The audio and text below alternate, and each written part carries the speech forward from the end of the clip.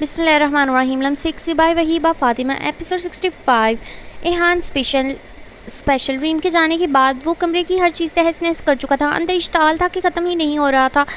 क्यों कर रही थी वो लड़की? अगर मोहब्बत करती थी तो मना लेती, इससे कोशिश तो करती। तुमने अच्छा नहीं किया रीम नुमान अली। अगर मोहब्बत थी तो मनाती, चिताती, ज़बरदस्ती करती, चिल्लाती, पर तुम्हारा खामोश लौट जाना इस बात की वसाहत है कि तुमने मेरे साथ दिल बहलाया। How could you do this to me? कांच का वास दीवार पर मारते वो गुर्राया। इस वक्त वो बाएतमाद लड़का दोहरी जंग में मुब्तला था।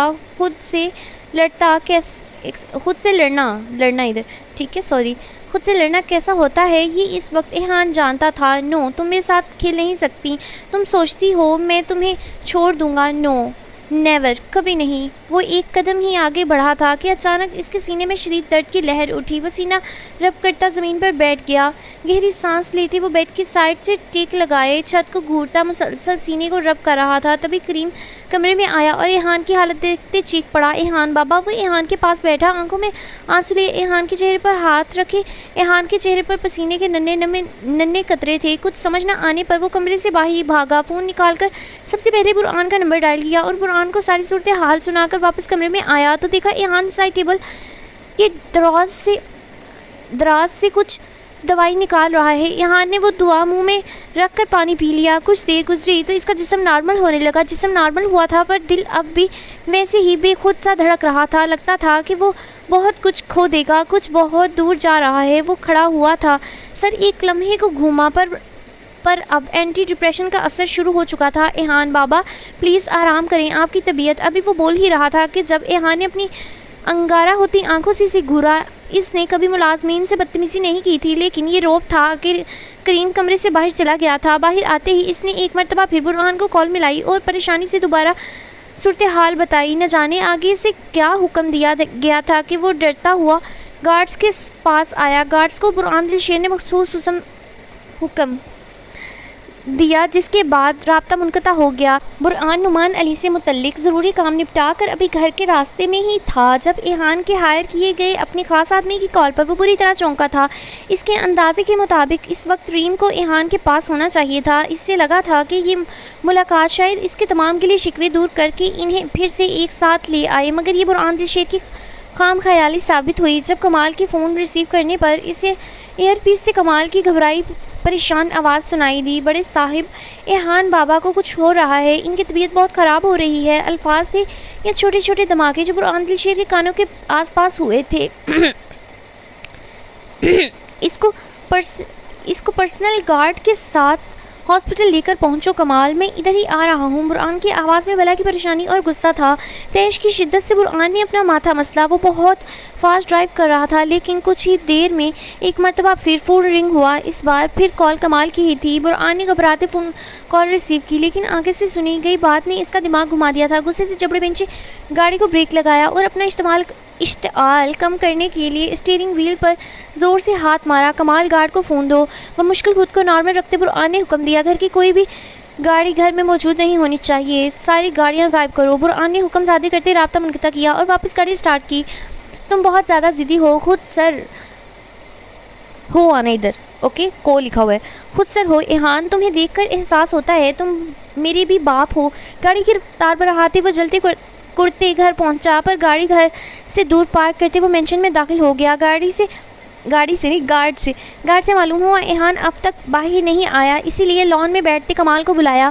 बुरहान के हुक्म के मुताबिक इसने एहान के ड्रॉर से चुराई एंटी टैबलेट्स बुरहान की हथेली पर रख दी। इस मेडिसिन की तस्वीर खींचकर बुरहान ने अपने खास डॉक्टर को सेंड की।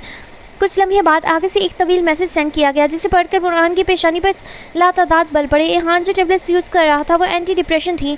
वो टैबलेट्स कोई भी डॉक्टर रिकमेंड नहीं कर सकता था, क्योंकि वो नॉर्मल टैबलेट्स नहीं थी बल्कि बहुत ज़्यादा हार्ड थी, जिनका ज़्यादा इस्तेमाल इंटरनल अज़ा की सख्त नुकसान दे सकता था। और ये मेडिसिन अक्सर ड्रग्स डीलर के पास अवेलेबल होती थी। ये सब परेशानी ये सब पढ़कर बुरहान के असाब बहुत भारी हो गए थे।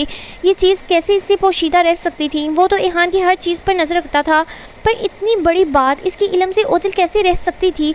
दिल खौफसदा होने लगा था। न जाने ये मेडिसिन कब से एहान के इस्तेमाल में थी और कब किसने इसे ये मुयस्सर की थी। वो सर थामे बैठा ही था जब एहान को बाहर निकलते देखा।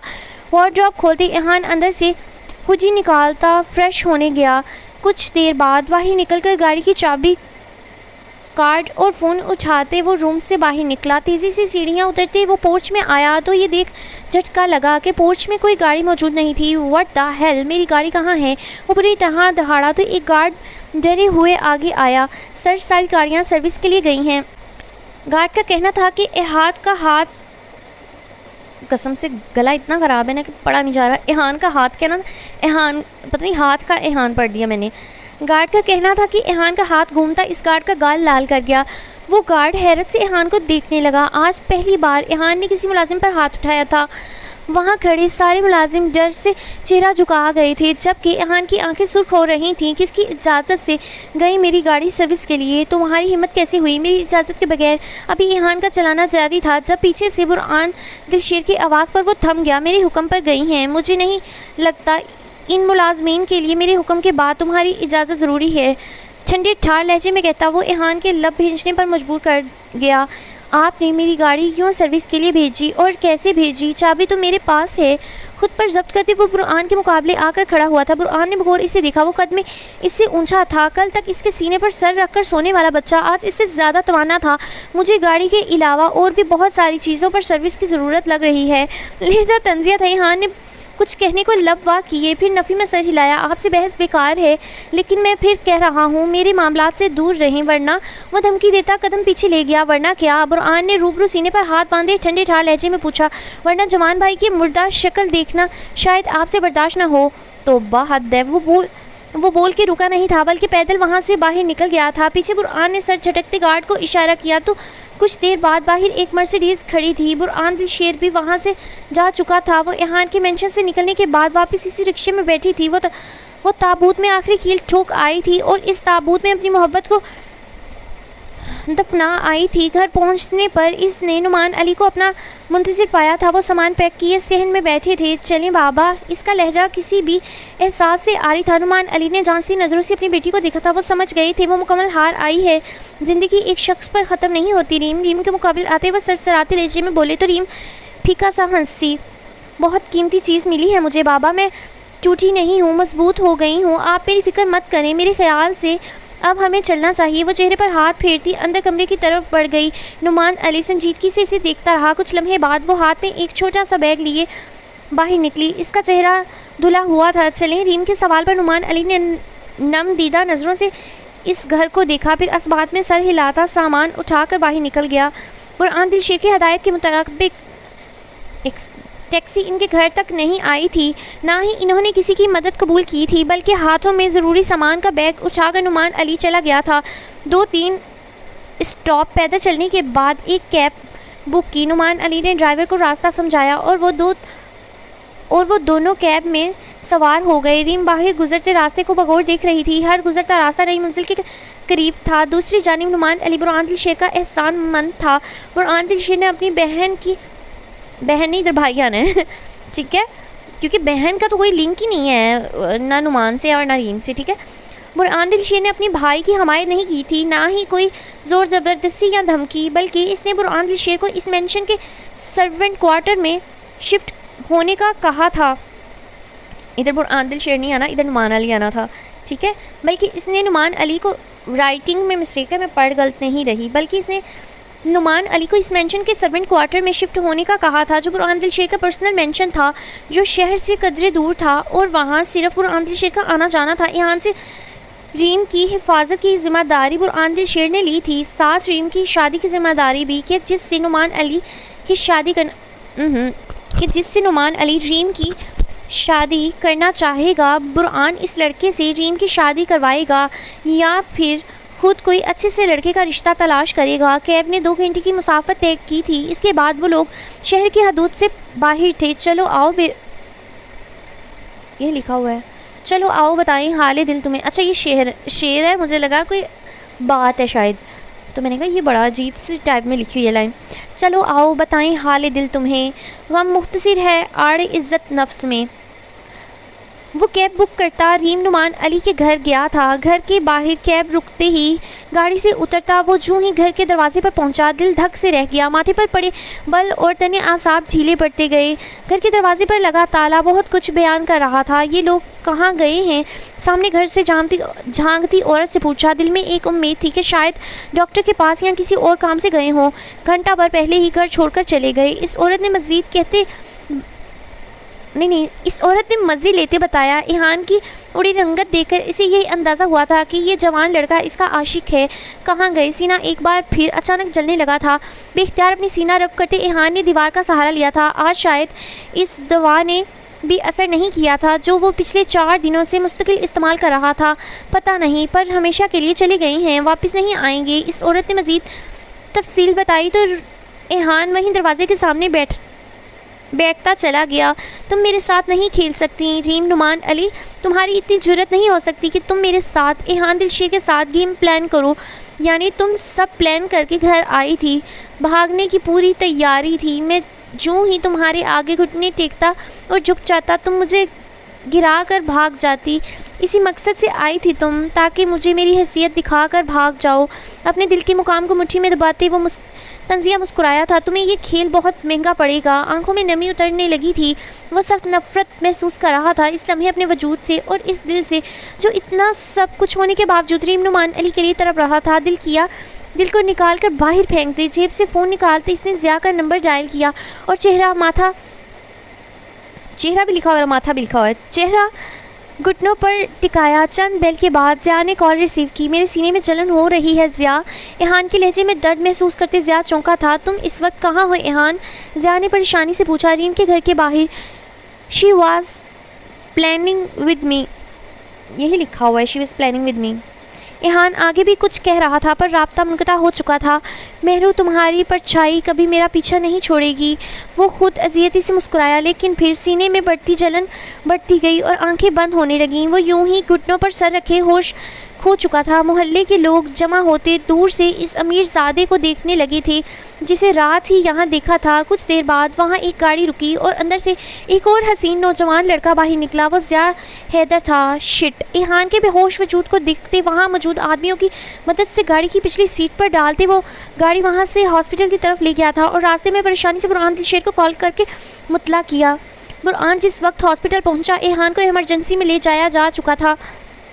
मामला चूँकि मशहूर बिजनेस टाइकून बुरहान दिलशेर का था तो इहान को हॉस्पिटल में हाथों हाथ लिया गया था। वो बेचैनी से इमरजेंसी के बाहर इधर से उधर चक्कर लगा रहा था। तभी हॉस्पिटल में जैन और मुल्हिक भी चले आए। बुरहान ने इन से भी एक डिटेल उगलवाई थी जिनके परेशान हाल चेहरे बता रहे थे कि इहान इनकी ज़िंदगी में बहुत मायने रखता है।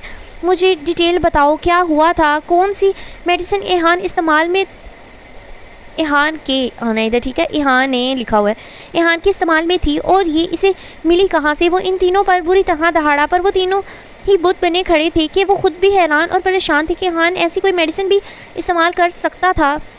हद हो गई है। एक ज़िया था, वो नौरीन के पीछे वो सिगरेट ही बन गया, यानी सिगरेट पीने लग गया, स्मोकर, चेन स्मोकर बन गया, ठीक है। और जो इहान है वो जी ड्रग्स लेने लग गया और वो जी ड्रग एडिक्ट हो गया है रीम के पीछे। हद हो गई है। नशेड़ी बनते जा रहे हैं आहिस्ता आहिस्ता नॉवल के हीरो। क्या कर रही हैं आप हिबा फातिमा? यार नशेड़ी करती जा रही हैं सारे हीरोओं को।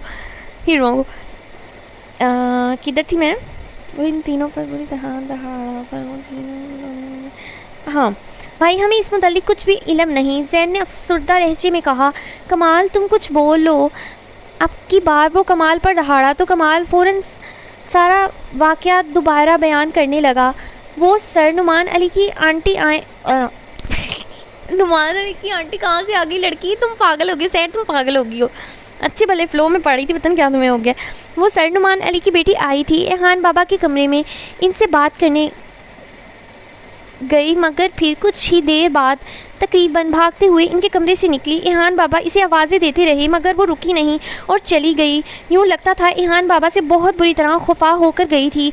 कमाल ने तफसील बताई तो बुरहान और वहाँ मौजूद हर शख्स को इसकी मुलाकात का तकरीबन तमाम सियाको सबाब समझ आ गया। मैं इस मुलाकात की किस्से कहानी नहीं जानना चाहता। मुझे ये बताओ कि इहान जब से ये पिल्स यूज़ कर रहा है, इधर आना, कब से?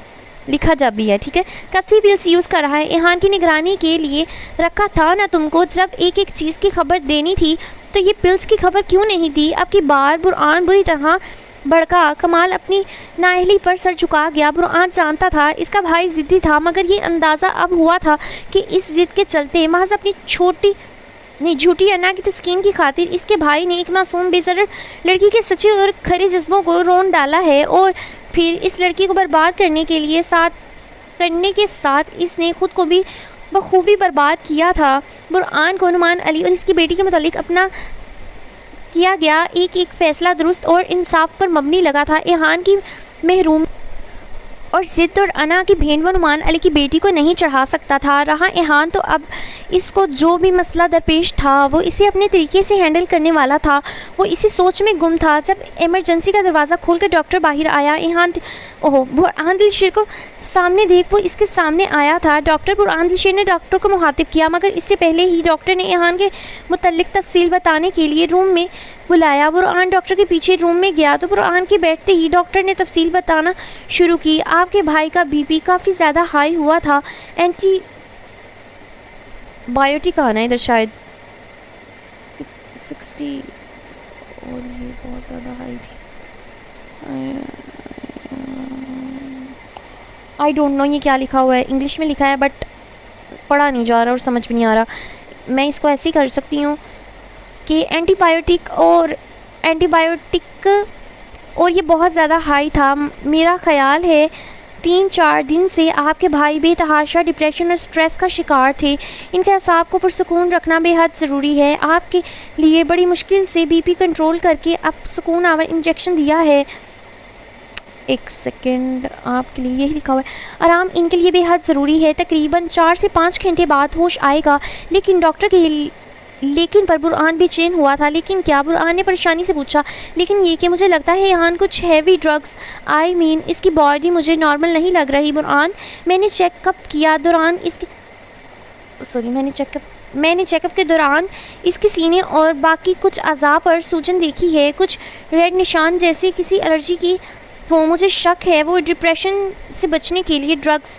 डॉक्टर बुरहान के तासरात देखते बहुत मुनासिब अल्फाज में कह रहा था, जबकि बुरहान का चेहरा तारीख हुआ था। मैं ये कंफर्म नहीं कह सकता। मैंने कुछ ज़रूरी टेस्ट किए हैं, शाम तक रिपोर्ट्स आ जाएंगी। अभी डॉक्टर बोल ही रहा था जब बुरहान ने वो पिल्स की छोटी सी बोतल डॉक्टर के सामने रखी। डॉक्टर चंद लम्हों के लिए चौंका, फिर इस पिल्स को बगौर देखने लगा। ओह माय गॉड, इहान ये यूज़ कर रहा है। किस डॉक्टर ने दी इसे ये पिल्स? आई गैस ये कोई डॉक्टर दे ही नहीं सकता। ये तो इहान को जहनी माजूर कर सकती हैं। इसका इम्पैक्ट बहुत ख़तरनाक है। डॉक्टर ने परेशानी से कहा तो बुरहान का खुद पर जब्त करना मुश्किल हो गया। डॉक्टर ने इसकी कैफियत देखते गहरी सांस ली। Don't worry Burhan, I am sure इसे ये पिल्स यूज़ करते ज़्यादा वक्त नहीं हुआ, क्योंकि बाज़ाहिर कोई लॉस सामने नहीं आ रहा। फिर भी इसका मुकम्मल चेकअप करना बहुत ज़रूरी है और जो बेहतर हो सके वो करता हूँ। अभी इसे कोई ख़तरा नहीं, पर इस तरह की मेडिसिन इसके पहुँच से बहुत दूर करो। जवान है, खून गर्म है और ज़िद्दी है। ऐसे में अपनी जान की परवाह अक्सर लड़कों को नहीं होती। इसी तरह सिर्फ ज़हनी सुकून की ज़रूरत होती है। डॉक्टर ने बुरहान को हौसला दिया। इंशाअल्लाह वो बिल्कुल ठीक हो जाएगा। डॉक्टर ने तफसील बताते तसल्ली दी तो बुरहान ने सुख का सांस लिया। डॉक्टर जा चुका तो बुरहान इसके पास अंदर रूम में चला आया। ज़ियाद, ज़ैन और मुल्हिक भी इसे देखकर बाहर जा चुके थे कि इसके आराम में खलल ना वाक़या हो। अंदर अब बुरहान बेड के पास बड़ी चेयर पर बैठकर इसका खूबरू चेहरा देखी गया। बुरहान दिलशेर को समझ ना आया कि इहान की ये हालत अब क्यों और किस वजह से हुई। इसने जानबूझकर इस लड़की से लड़ाई झगड़ा करते इसे खुद से दूर किया था, तो अब इसका यूं टूटकर बिखर जाना क्या मायने रखता है। वो तकरीबन 1 घंटा इहान के पास रहा, मगर फिर घर से आई एनारा की फ़ोन कॉल ने इसे मज़ीद डिस्टर्ब किया। जब पता चला कि एलिफ की तबीयत भी ठीक नहीं, तब बुरहान को इहान के पास ज़ैन और मुल्हिक को छोड़कर घर जाना पड़ा। सुनो, रुक जाओ, मुझे छोड़कर मत जाओ, प्लीज़ रुक जाओ। मैं तुम्हारे बगैर जी नहीं पाऊँगा।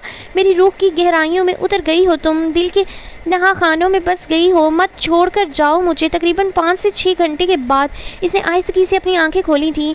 वो एक अज़ियत भरे ख्वाब के ज़ेरे असर था। कई लम्हे तक तो गायब दिमागी के आलम में पड़ा।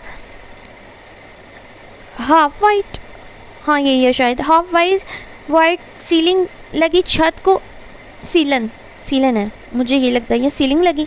छत को घूरता रहा, मगर जब शऊर की सीढ़ियों पर कदम रखते पूरी तरह होश व हवास कायम हुए तो एक मर्तबा फिर से कनपटियों में छोटे छोटे धमाके से हुए।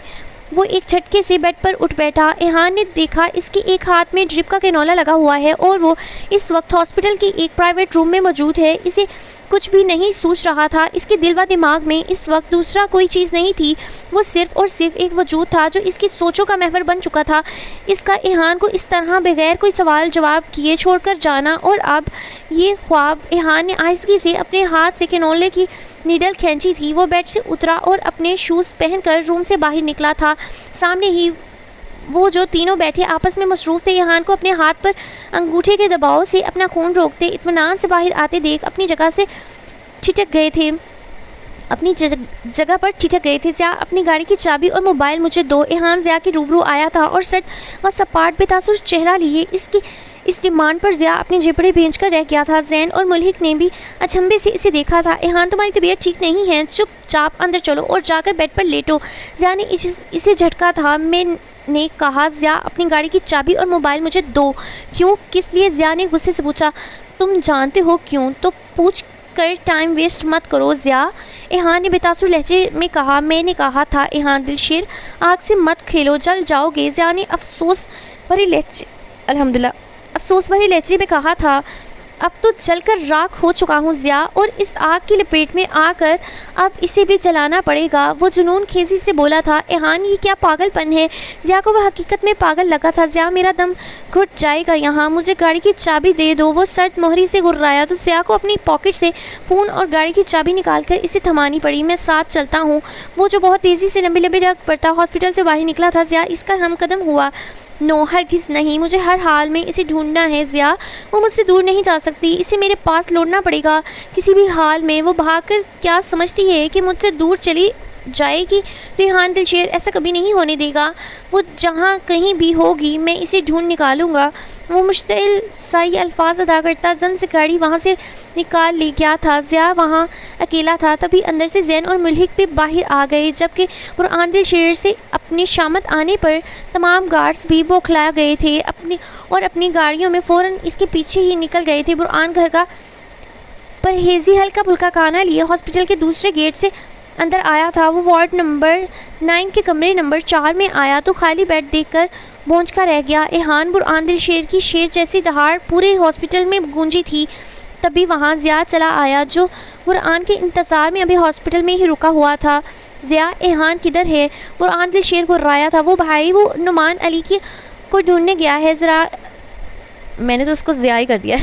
ज़िया ने शरारत से इसे सच बताया तो बुरहान दिलशेर का दिल किया अपना सर दीवार में दे मारे। तुमने इसे जाने क्यों दिया ज़िया? इसकी तबीयत ठीक नहीं है। बुरहान ने दांत पीसकर कहते तेज़ी से अपने कदम बाहर की जानिब बढ़ाए। डॉक्टर ने कहा था इसे आराम की ज़रूरत है, मज़ीद स्ट्रेस या डिप्रेशन इसके लिए बिल्कुल ठीक नहीं, कि बीपी शूट होने का ख़तरा था। मगर वो किसी भी चीज़ की परवाह किए बगैर चला गया। बुरहान इसके मामले में बेहद परेशान हुआ था। ज़िया भी इसके पीछे ही लपका था। वो बहुत ज़िद्दी हो रहा था भाई, इसने कोई बात सुनी ही नहीं, ज़िया ने कहा और बुरहान दिलशेर के साथ ही वहाँ से निकल आया। एहान काफ़ी रैश ड्राइविंग करते एक बार फिर रीम के मोहल्ले पहुँचा था। गाड़ी की मदद से हर फ़र्द से जिसका ताल्लुक़ नुमान अली से था, इससे नुमान अली के मुताल्लिक़ हर चीज़ बड़ी तफसील से मालूम की थी। बाकी पैसे मुँह में रखते लोगों की ज़ुबान भी खूब बंद की थी। वो जो कुछ रीम और नुमान के मुतालिक जानते थे सब कुछ एहान के गोशगुजार कर चुके थे। जबकि बुरहान दिलशेर के वहाँ आने की खबर एहान को मालूम हुई तो इससे एहसास हुआ कि मामला अब मज़ीद उलझ गया है। अगर बुरहान दिलशेर इसमें शामिल था तो वो जानता था कि बुरहान दिलशेर से नहीं जीत सकता था। जारी है।